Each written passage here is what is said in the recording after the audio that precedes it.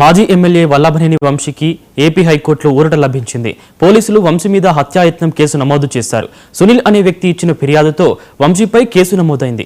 ఈ కేసులో తనకు ముందస్తు బెయిల్ ఇవ్వాలని వంశీ దాఖలు చేసిన పిటిషన్ మీద ఏపీ హైకోర్టు విచారణ జరిపించింది. వంశీని అరెస్టు చేయవద్దని మధ్యంతర ఆదేశాలు జారీ చేసింది. తదుపరి విచారణ 2 వారాల పాటు వాయిదా వేసింది.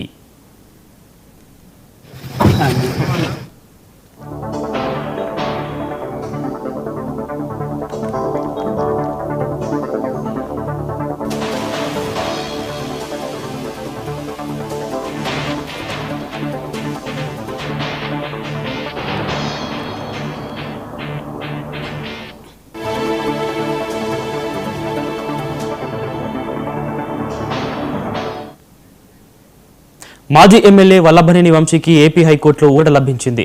పోలీసులు వంశీ మీద హత్యాయత్నం కేసు నమోదు చేశారు. సునీల్ అనే వ్యక్తి ఇచ్చిన ఫిర్యాదుతో వంశీపై కేసు నమోదైంది. ఈ కేసులో తనకు ముందస్తు బెయిల్ ఇవ్వాలని వంశీ దాఖలు చేసిన పిటిషన్ మీద ఏపీ హైకోర్టు విచారణ జరిపించింది.